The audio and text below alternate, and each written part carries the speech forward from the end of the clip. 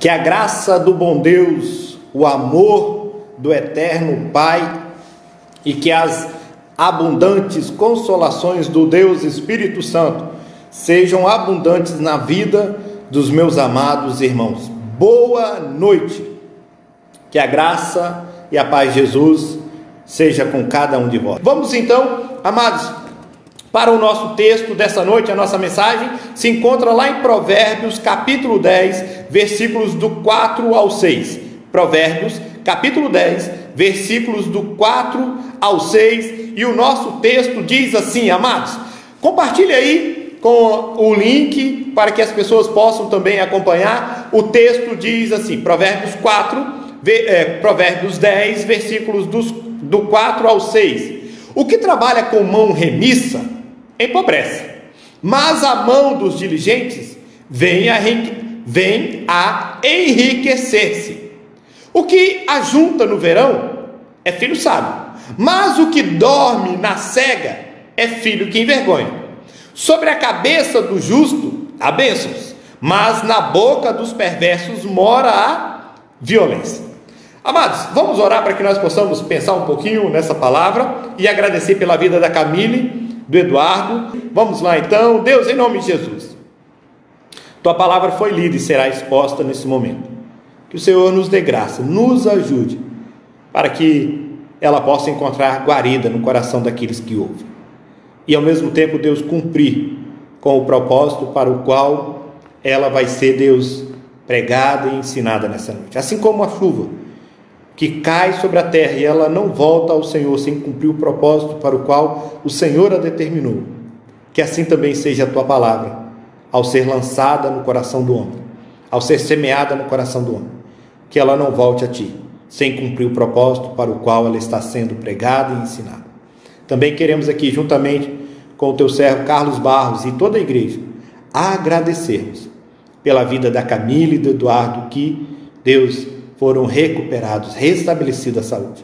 Louvamos ao Senhor, agradecemos ao Senhor, em nome de Jesus, amém.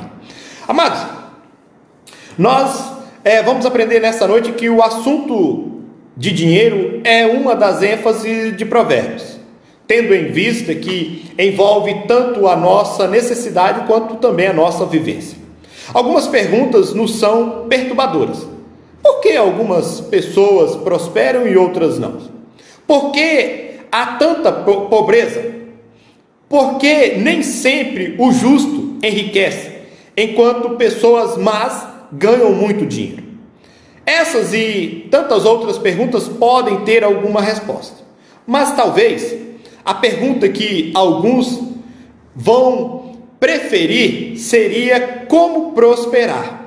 Será que Provérbios dá receitas e orientações para que nos tornemos ricos? Onde está a fonte das bênçãos materiais? Será que quem não tem muito pode ser considerado uma pessoa não abençoada? Certamente há conselhos gerais que nos ajudam a entender melhor o princípio de trabalho honesto e retidão. E essa é a preocupação principal do livro de Provérbios, o de que eu e você sejamos retos e tenhamos procedimentos sábios. Nessa noite nós vamos aprender sobre o contraste entre o diligente e o displicente. Nessa noite nós vamos aprender sobre o contraste entre o diligente e o displicente. E o primeiro contraste está no versículo 4. A preguiça é a mãe da pobreza. O primeiro contraste se encontra no versículo 4. A preguiça é a mãe da pobreza. Olha o versículo 4 novamente, o que diz, amados. Acompanhe aí na leitura na sua Bíblia. O que trabalha com mão remissa empobrece, mas a mão dos diligentes vem a enriquecer-se. Outro princípio posto em Provérbios, que é inegável, é que a estupidez, a falta de entendimento, a preguiça, a falta de planejamento e a falta e a tolice em geral promovem a pobreza. promove o acúmulo de dívidas. Nós vamos perceber, amados, que também, traz gastos desnecessários e luxuosos, muitas vezes. Traz também falta de economia e uma porção de desajustes. Uma ênfase no livro de Provérbios está na condenação da preguiça, conforme o capítulo 6, versículos de 6 a 11, que diz: observa a formiga, preguiçoso, reflita nos caminhos dela e seja sábio. Ela não tem nem chefe, nem supervisor, nem governante, ainda assim armazena as suas provisões no verão e na época da colheita ajunta o seu alimento. Até quando vai ficar deitado, preguiçoso? Quando se levantará do seu sono? Tirando uma soneca, cochilando um pouco, cruzando um pouco os braços para descansar, a sua pobreza o surpreenderá como um assaltante, e a sua necessidade lhe sobrevirá como um homem armado. Acredito que quase todos os amados que estão me acompanhando, se não todos, já ouviram de algum modo ou de outro a história das formigas e do grilo, na qual as pequeninas formigas se uniam com bastante esforço e determinação para ajuntar alimento suficiente para sobreviver ao inverno, ao passo que o grilo só se importava em aproveitar os belos e ensolarados dias de verão. Ao chegar o inverno, as formigas tinham o que comer, enquanto o grilo nada tinha para se alimentar e nem se aquecer. Note, amados irmãos, que Salomão ridiculariza o preguiçoso, mostrando que uma formiga aparentemente insignificante é muito mais útil que o preguiçoso, pois ela cumpre o seu papel de formiga, o propósito para o qual ela foi criada. Ela é disciplinada, providente e esforçada. Apesar de ter uma vida curta, ela sabe aproveitar cada segundo do seu breve tempo de existência. Assim também é dito em Provérbios capítulo 10, versículo 4, que nós já lemos: o que trabalha com mão remissa empobrece, mas a mão dos diligentes vem a enriquecer-se. No capítulo 20, versículo 13 de Provérbios, nós encontramos a seguinte expressão: não ames o sono, para que não empobreças. Abre os olhos e te fartarás do teu próprio pão. Ou seja, o sono fora de hora em nada colabora. Do mesmo modo, quem anda em companhia de desocupados, conforme o capítulo 28, versículo 19 de Provérbios, que diz: o que lavra a sua terra virá a fartar-se de pão, mas o que se ajunta a vadios se fartará de pobreza. Seguindo a mesma ideia, Salomão em Eclesiastes capítulo 10, versículo 18, ele diz: pela muita preguiça desaba o teto, e pela frouxidão das mãos goteja a casa. E no capítulo 11, versículo 4 de Eclesiastes, Salomão diz: quem somente observa o vento nunca semeará, e o que olha para as nuvens, você já parou para perceber, nunca semeará. Esse versículo que nós acabamos de ler do capítulo 10, versículo 4 de Provérbios: o que trabalha com mão remissa empobrece, mas a mão dos diligentes vem a enriquecer-se, não fala apenas sobre riqueza e a pobreza, e nem ensina que a riqueza deve gerar orgulho e a pobreza deve gerar vergonha. Na verdade, o enfoque de Salomão nesse versículo está sobre a disposição diante do trabalho, seja em que área for. Aqui, a única coisa vergonhosa apresentada por Salomão é a preguiça, o fato de não querer trabalhar, e ela é também a responsável pelo sofrimento e a falta de provisão. diferente do que acontece aos diligentes, ou seja, as pessoas responsáveis e esforçadas. O texto também aponta a questão do tempo, havendo ocasiões em que não se pode, amados, descansar sem que isso traga prejuízos. Quem sabe usar responsavelmente o tempo a seu favor, também sabe o que é viver dias de paz e tranquilidade. Em Eclesiastes, no capítulo 3, versículo 2, Salomão afirma: há tempo de plantar e tempo de arrancar o que se plantou. Entretanto, quando o homem não sabe dosar o tempo para o trabalho e a diversão, ele pode faltar com as responsabilidades da sua casa, cuja negligência trará grandes e graves consequências, seja no trabalho, na escola, na igreja, na família e até na sua própria saúde.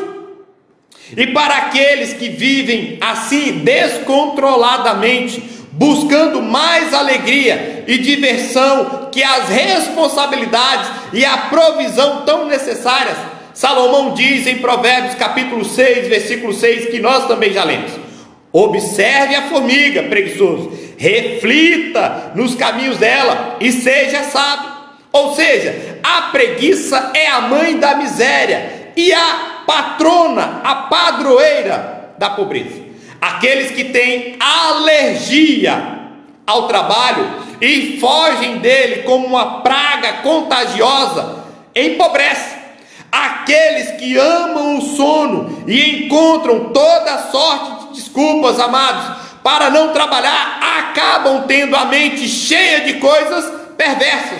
Há um ditado popular que diz: mente vazia, oficina do diabo. Meu irmão, perceba que o trabalho é uma bênção, não é castigo e nem fruto do pecado.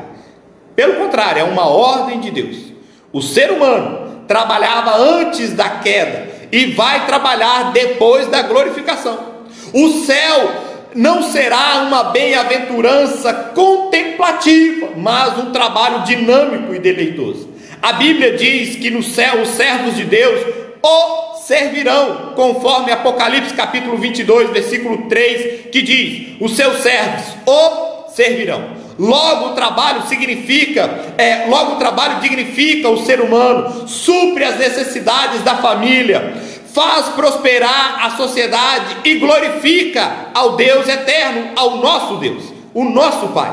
O trabalho, amados, nós vamos entender que ele é uma bênção e devemos nos aplicar a ele com profundo zelo.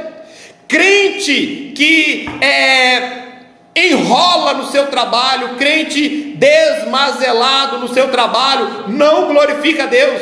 Amado, todo trabalho feito com honestidade, ele é digno. Podemos trafegar da indústria ao santuário com a mesma devoção. O trabalho, ele gera riqueza, amados, pois a mão dos diligentes vem a enriquecer-se, é o que o texto diz. Por intermédio do trabalho fazemos o que é bom, cuidamos de nós mesmos e da nossa família e ainda acudimos ao necessitado. Vamos ao segundo contraste entre o diligente e o displicente, que é o de fazer uma poupança. Versículo 5 diz, olha aí de novo no texto: o que ajunta no verão é filho sábio, mas o que dorme na cega é filho que envergonha.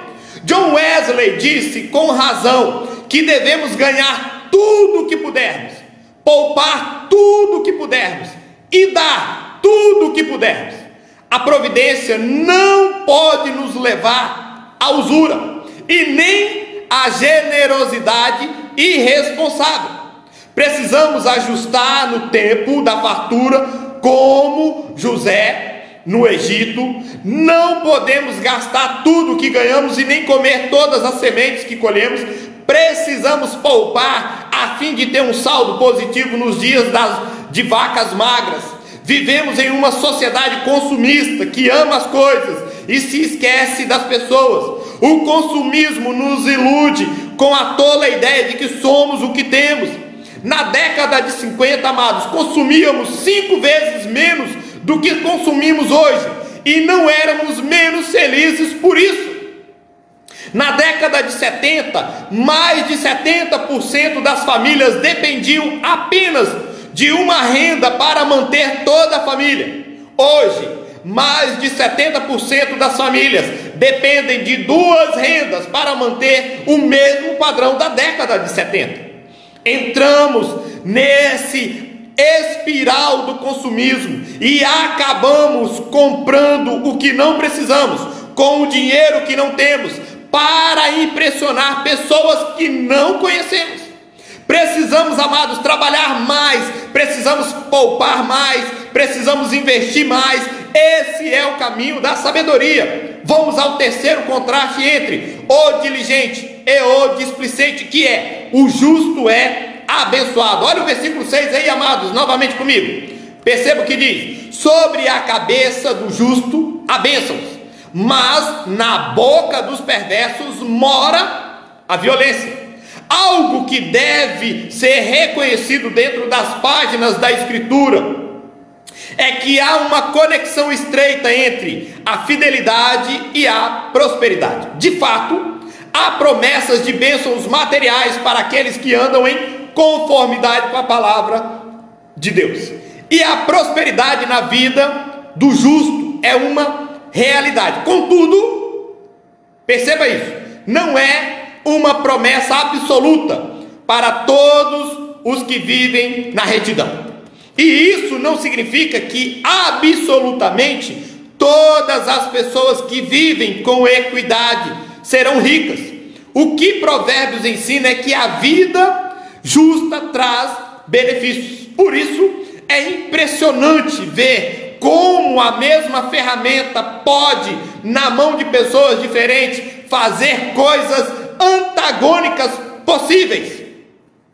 Por exemplo, uma caneta na mão de um homem sem amor e moral produz coisas perversas e destruidoras que geram ódio uns nos outros. Já a mesma caneta na mão ou nas mãos de um homem de bem, de um homem justo, gera instrução, encorajamento, justiça e paz.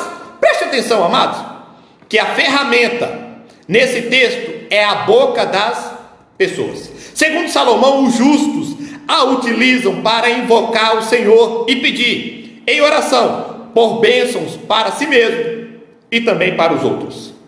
Isso é tão nobre que é figurado na forma de uma coroa sobre a cabeça de quem assim procede. Esses também são chamados justos, sendo essa não apenas a razão de orar a Deus pelos outros, mas também o modelo de suas vidas. Por outro lado, o injusto também tem uma cobertura, mas não é uma coroa. O texto hebraico diz literalmente que sua boca, ela é coberta de violência. Não se trata de violência física, mas verbal. No uso da sua boca, ele atira coisas ruins e destruidoras sobre as pessoas ao seu redor, ao invés de abençoá-las com orações santas.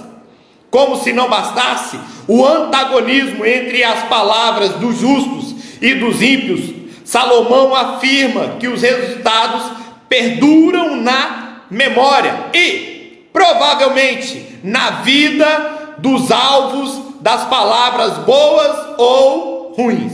Assim, a bênção iniciada, amados, na oração, prossegue com influência positiva e graciosa por muito tempo, mesmo depois da partida do justo. Mas a lembrança do ímpio, como suas palavras de violência, são como algo que apodrece e espalha seu mau cheiro. Sendo assim, como você quer ser lembrado? Então, haja de acordo com a sua expectativa, filtrando pela palavra de Deus e pelo amor tudo o que você diz. Quero ressaltar que vale a pena conhecer a Deus, andar com Deus e servir a Deus. Vale lembrar que sobre a cabeça do justo há bênçãos. A casa do justo é abençoado. E ele é como uma árvore plantada junto à corrente das águas, que nunca murcha e no devido tempo dá o seu fruto. O justo, a Bíblia diz, floresce como a palmeira. Quem é o justo aqui no texto? Não é aquele que tem justiça própria, mas aquele que foi justificado em Cristo Jesus, conforme diz Romanos 5:1. Justificados, pois, mediante a fé, temos paz com Deus. Justificados em Cristo Jesus. O justo aqui não é aquele que é recebido por Deus pelos seus próprios méritos, mas aquele que, apesar dos seus deméritos, Deus o recebeu em Cristo, e por isso ele se veste com a justiça de Cristo e não com a sua, porque nós não temos. Então o justo é abençoado não porque ele corre atrás das bênçãos, mas porque é conhecido e amado pelo abençoador. Isso é fantástico. Se a cabeça do justo é o endereço onde mora a bênção de Deus, a boca do perverso é o lugar onde habita a violência. A bênção que marca o justo vem do céu, vem do alto e vem de Deus. A violência que procede do perverso brota dele mesmo, pois a boca fala do que está cheio o coração. Sobre a cabeça do justo há bênçãos vindas de Deus que se espalham para outras pessoas, mas a boca dos perversos, contudo, procede violência que destrói e mata. E ainda, o perverso segue pela estrada larga da condenação, espalhando palavras de morte, enquanto o justo esparge, alastra a luz de Cristo, trescala ou exala seu perfume e distribui bênçãos ao redor. O justo é abençoado por Deus e por isso torna-se um abençoador para as outras pessoas. Amados, esse foi o contraste entre o diligente e o displicente. Você é diligente ou é displicente? Você é justo porque é justificado em Cristo Jesus, ou você confia nos seus próprios méritos? Você é abençoador de outros, ou você, como o texto mostra, é aquele que amaldiçoa outros? Que Deus, em Cristo Jesus, aplique essa palavra no seu coração, e que você seja um exalador do bom perfume de Cristo.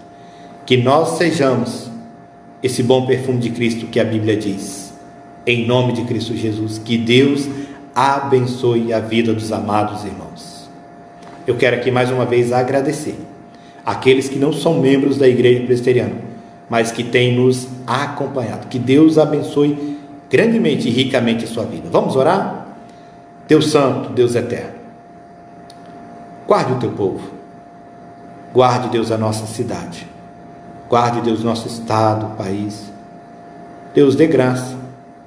Pai, use a vida, Deus, dos nossos cientistas, médicos, infectologistas, daqueles, Deus, que estão fazendo os exames necessários, Deus, para encontrar uma cura. Dê graça, dê sabedoria, dê discernimento, entendimento, clareza à mente deles. E Deus, ao mesmo tempo, guarde o teu povo, guarde os moradores, Deus, de Cacoal, Deus, de São Miguel, Deus, de Porto Velho, do nosso estado, do Brasil, do mundo. Deus, com todos aqueles que estão à frente, Deus, com os nossos médicos, enfermeiros, Deus, técnicos de enfermagem, Pai, agentes de saúde, Deus, secretários de saúde, ministros de saúde, em nome de Jesus. Coloque a tua boa mão. Em nome de Cristo Jesus, agradecemos ao Senhor pela tua palavra nessa noite. Que o Senhor abençoe a vida do teu povo, de todos aqueles que têm nos acompanhado. Em nome de Jesus é que oramos. Amém. Amém, amados. Que Deus abençoe a sua vida. Muito obrigado por nos acompanhar. Que Deus continue presente na sua vida, intervindo na sua vida, em nome de Jesus. Amém.